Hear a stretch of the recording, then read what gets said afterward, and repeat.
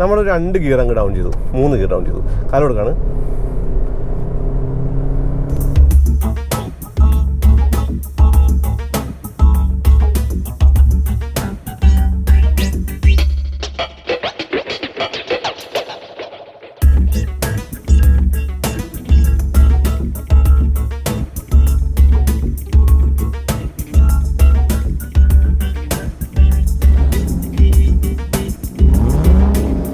Maruti Brezza automatic ഓടിക്കുകയാണ്.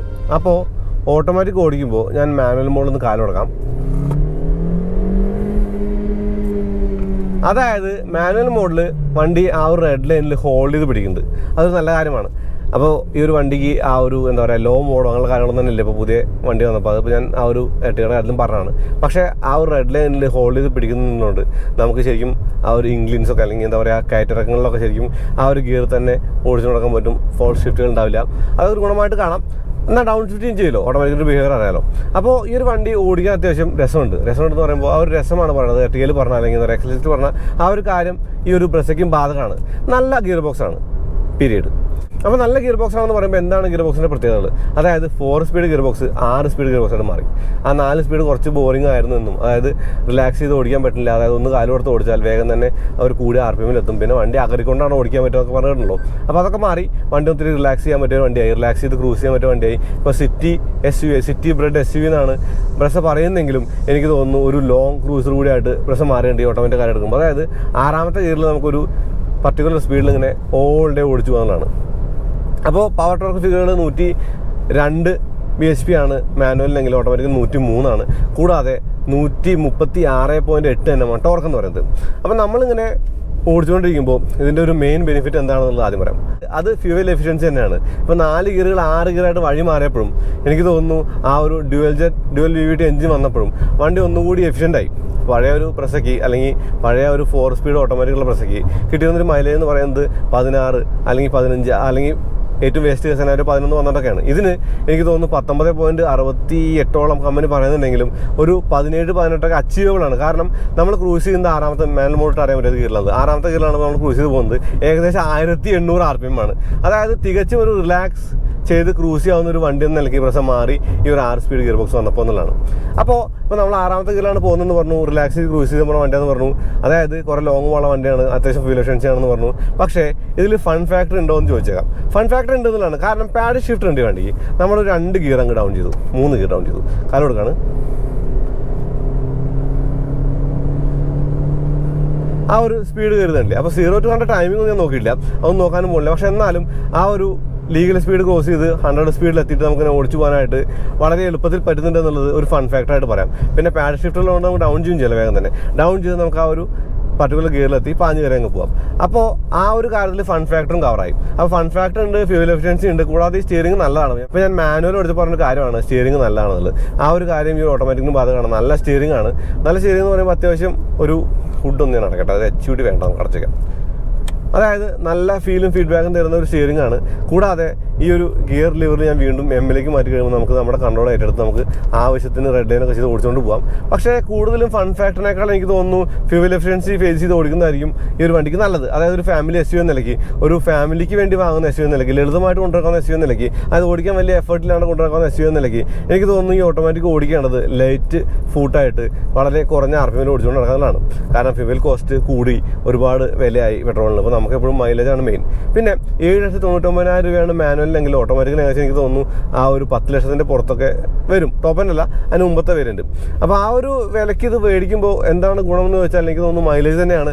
കൂടാതെ ഇടയ്ക്കൊന്ന് fun ഫാക്ടറായിട്ട് ഓടിക്കാമെന്നും ഉള്ളതൊരു കാര്യമായിട്ട് പറയാം. പിന്നെ ഞാൻ കണ്ടൊരു കാര്യമുണ്ട്, ഒരു ഇത്തിരി ചവിട്ടി കുത്തി ഓടിച്ചാലും കാര്യമായിട്ട് ഫ്യൂവൽ എഫിഷ്യൻസി കുറയുന്നില്ല എന്നുള്ളതാണ്. അതൊരു ഗുണമാണ്. കാരണം നമ്മൾ ചവിട്ടി ഓടിക്കുമ്പോൾ ടർബോ പെട്രോൾ ആണെങ്കിൽ തീർത്തും സെൻസിറ്റീവ് ആണ് വണ്ടി. അത് നമ്മൾ ചവിട്ടി ഓടിക്കുമ്പോൾ തീർത്തും ഒരു എഫിഷ്യൻസി മാറി തീരെ കുറഞ്ഞ മൈലേജ് ആവും, 10 താഴെ ടപ്പേന്നെത്തും. പക്ഷേ ഇതൊരു നാച്ചുറലി ആസ്പിറേറ്റഡ് എഞ്ചിൻ ആയതുകൊണ്ട് തന്നെ ആ ഒരു പ്രശ്നമില്ല. അതായത് ഒന്ന് കാലം കൊടുത്താൽ ലീനിയറായിട്ട് ആ പവറാണ് കയറിപ്പോൾ പവറിൻ്റെ കാര്യം പറയുമ്പോൾ ലോ റേഞ്ച് എന്ന് പറഞ്ഞാൽ അത്യാവശ്യം കുഴപ്പമില്ല. കൂടാതെ മിഡ് റേഞ്ചാണ് കുറച്ചും നല്ലത്. മിഡ് റേഞ്ചും ടോപ്പ് എൻഡും ആണ് ഈ ഒരു വണ്ടിയുടെ ഏറ്റവും മികച്ച ഒരു കാര്യമായിട്ട് തോന്നിയത്. അതായത് മിഡ് റേഞ്ചിൽ ആ ഒരു കണ്ടോ 2000 RPM കഴിഞ്ഞാൽ തീർത്തും അങ്ങ് പുള്ളി ചെയ്ത് പോയിട്ട് അങ്ങ് ആ ഒരു 6000 വരെ വലിയ കുഴപ്പമില്ലാണ്ട് കയറി പോകുന്നത്. 1.5 ലിറ്റർ 100 bhp എന്ന് പറയാൻ പറ്റില്ല, 100 bhp മുകളിൽ ഉള്ള ഒരു പവർ എന്ന് പറയുന്നത് തീർത്തും എന്താ പറയുക അത്യാവശ്യത്തിന് പവറിലൊരു കാര്യമായിട്ട് കാണാം.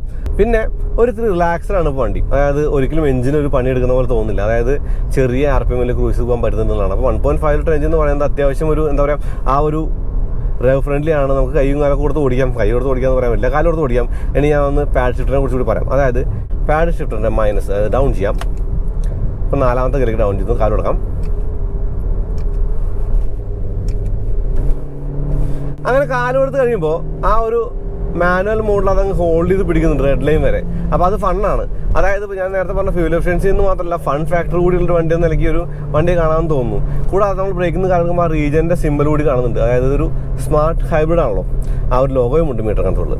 അപ്പോൾ ഓട്ടോമാറ്റിക്കിൻ്റെ ഒരു കാര്യമായിട്ട് പറയുമ്പോൾ മാനുവൽ ഓടിച്ചതിനെ കൂടുതൽ ഗിയർ ബോക്സിൻ്റെ എഞ്ചിനെ കുറിച്ച് ഉള്ള ആ ഒരു എന്താ പറയുക ആ ഒരു മേറ്റ് ചെയ്യുന്ന കാര്യം മാത്രമേ പറയുള്ളൂ. കാരണം ഓട്ടോമാറ്റിക്കും മാനുവലും ഒരു കാര്യമായിട്ടുള്ള മറ്റു വ്യത്യാസങ്ങളില്ല. അപ്പോൾ ഈ ഒരു ഓട്ടോമാറ്റിക് ഓടിക്കാൻ രസമുണ്ട് എന്നുള്ളതാണ് എനിക്ക് തോന്നുന്നത്. രസം എന്ന് പറയുമ്പോൾ ആ ഒരു ഫൺ ഫാക്ടറും അതല്ല മൈലേജിന് വേണ്ടി ഓടിക്കുകയാണെങ്കിൽ ചെറിയ കാലിൽ ഓടിച്ചാൽ ചെറിയ ഒരു ത്രോട്ടിൽ ഇൻപുട്ടിൽ ഓടിച്ചാൽ അത്യാവശ്യം ഫ്യൂൽ എഫിഷ്യൻസി കിട്ടുന്നുള്ളതുകൊണ്ട് എനിക്ക് തോന്നുന്നു 2 കാര്യങ്ങൾക്ക് മുതയ്ക്കുന്ന ഒരു വണ്ടി എന്ന നിലയ്ക്ക് ഒരു വണ്ടിയെ കാണാമെന്ന് തോന്നുന്നു. അപ്പോൾ അങ്ങനെ ഒരു കാര്യത്തിൽ അത്യാവശ്യം മികവുള്ളൊരു വണ്ടിയായിട്ട് പ്രശ്നം മാറി എന്നുള്ളതാണ്. കാരണം പണ്ടൊക്കെ അതായത് ഇതിന് മുമ്പത്തെ വർഷം വണ്ടി മേടിക്കുമ്പോൾ ആളുകളുടെ കൺസേൺ എന്ന് പറയുന്നത് 4 സ്പീഡല്ലേ ഉള്ളൂ എന്നുള്ളതാണ്. അതായത് എനിക്ക് തോന്നുന്നു എന്നെ വിളിച്ച് ചോദിക്കുന്ന ആളുകളൊക്കെ പലപ്പോഴും ചോദിക്കുന്ന കാര്യം ഓട്ടോമാറ്റിക്കിൻ്റെ കാര്യം Brezza എന്ന് പറയുമ്പോൾ അയ്യോ അത് 4 സ്പീഡല്ലേ എന്നുള്ളതാണ്. ആ ഒരു പരാതി തീർന്നു എന്നുള്ളതാണ്. അത് 4 സ്പീഡ് അല്ല, ഇപ്പോൾ 6 സ്പീഡാണ്. ഏതൊരു മോഡേൺ വണ്ടിയോടും കിടപിടിക്കുന്ന ആ ഒരു ഗിയർ ബോക്സ് ആയിട്ട് ഈ ഒരു ഗിയർ ബോക്സ് മാറി എന്നുള്ളത് പറയാം. കൂടാതെ പാഡ് ഷിഫ്റ്റർ പോലുള്ള ആ ഒരു സ്പോർട്സ് വണ്ടികൾക്ക് അല്ലെങ്കിൽ സ്പോർട്സ് കാറുകൾക്ക് കിട്ടുന്ന ഒരു കാര്യം നമുക്ക് Brezza'യ്ക്ക് കൂടി കിട്ടിയെന്നുള്ളത് നല്ല കാര്യമായിട്ട് പറയാം. പിന്നെ സ്റ്റിയറിംഗിൻ്റെ റീച്ചും ഡീറ്റെയിൽ അഡ്ജസ്റ്റ്മെൻറ്റ് ഞാൻ പറഞ്ഞു. അപ്പോൾ ഒന്ന് റിലാക്സ് ചെയ്തിരുന്ന് ഓട്ടോമാറ്റിക്കിൻ്റെ ഈ ഒരു ആ ഒരു സുഖത്തിൽ അങ്ങ് ഓടിച്ചു പോകാനായിട്ട് ഒരു ബുദ്ധിമുട്ടില്ല. കുറേ ദൂരം നമുക്ക് ഓടിക്കാനുണ്ടെങ്കിൽ എനിക്ക് തോന്നുന്നൊരു നല്ല ഓപ്ഷനാണ്. അതായത് എനിക്ക് തോന്നുന്നു ഈ ഒരു ഗിയർ ബോക്സ് എഞ്ചിൻ കോമ്പിനേഷൻ മികച്ചതാണ്. നല്ല ലീനിയർ പവർ ഡെലിവറി ഉണ്ട്. അത്യാവശ്യം നല്ലൊരു മിഡ് റേഞ്ചും ടോപ്പ് എൻഡും ഉണ്ട് ഈ ഒരു എഞ്ചിന്. കൂടാതെ കെ സീരീസ് എഞ്ചിനെ കുറിച്ച് നമ്മൾ എടുത്തെടുത്ത് പറയേണ്ട കാര്യമില്ല. കെ സീരീസ് നല്ല എഞ്ചിനാണ്. ഈ എഞ്ചിൻ്റെ ഒരു കാര്യങ്ങളൊക്കെ നമുക്ക് ഓൾറെഡി അറിയുന്നതാണ്. അപ്പോൾ പുതിയ ഡ്യുവൽ VVT ഡ്യുവൽ ജെറ്റ് എഞ്ചിനും ഈ ഒരു ഗിയർ ബോക്സും കൂടെ Brezza'യിൽ വന്നപ്പോൾ എങ്ങനെയുണ്ടെന്നുള്ള കാര്യമാണ് നമുക്ക് തീർച്ചയായും ഫോക്കസ് ചെയ്യേണ്ടത്. അത് ഒരു നല്ല കാര്യമായിട്ട് കാണാം. കാരണം 4 സ്പീഡ് 6 സ്പീഡ് വഴി മാറിയപ്പോൾ വണ്ടിയുടെ സ്വഭാവം മാറി, ആ ഒരു ഫീലിംഗ് മാറി, ഓടിക്കാനുള്ള സുഖം കൂടി. പിന്നെ സീറ്റുകളൊക്കെ നല്ലതാണ്, നല്ല സീറ്റാണ് ഇരിക്കുന്ന. സീറ്റിൻ്റെ ഒരു എന്താ പറയുക ഒരു ബോൾസിങ്ങൊക്കെ കൊള്ളാം. കൂടാതെ അത്യാവശ്യം ഉയർത്തിരുന്ന് ഓടിക്കുന്ന ഒരു ഫീലുണ്ട്. 15 ജില്ലയിൽ അത്യാവശ്യം നല്ല പ്ലഷർ റൈഡൊക്കെ തരുന്നുണ്ട്. അപ്പോൾ മൊത്തത്തിൽ ഇത്ര പറയുള്ളൂ. ഈ ഒരു ഓട്ടോമാറ്റിക് ഗിയർ ബോക്സ് നല്ലതാണ്, മികച്ചൊരു ഓട്ടോമാറ്റിക് ഗിയർ ബോക്സ് ആണ്. വണ്ടി ഓടിക്കാനായിട്ട് നല്ല രസമുണ്ട്, അത്യാവശ്യം ഫൺ ഫാക്ടർ ഉണ്ട്, അത്യാവശ്യം ഫ്യൂൽ എഫിഷ്യൻസി ഉണ്ട്. അത് മാത്രമല്ല ഈ പറഞ്ഞ മാതിരി മാരുതിയുടെ ആയിട്ടുള്ള ഒരു വിശ്വാസത കൂടി ഉണ്ടല്ലോ. അപ്പോൾ അത്രേ ഉള്ളൂ. പതിവ് പോലെ ഈ വീഡിയോ ഉപയോഗപ്പെടുന്ന കാര്യമാണ്. ചാനൽ സബ്സ്ക്രൈബ് മറക്കരുത്. പിന്നെ ബെല്ലും കൂടി ക്ലിക്കുക, എന്നാലേ നോട്ടിഫിക്കേഷൻ ലഭിക്കുള്ളൂ. അതുപോലെ Instagram page Facebook like follow ചെയ്യുക. നിങ്ങളുടെ ലൈക്കും ഷെയറൊക്കെ നമ്മൾ എന്തിനും അറിയാലോ. അപ്പോൾ ഞാൻ മാനുവൽ മോഡാക്കി പാഡ് ഷിഫ്റ്റ് വെച്ചു. 5 4 3 അടുത്തിനോട് വീണ്ടും വരാം. അതിലേക്ക് നന്ദി, നമസ്കാരം.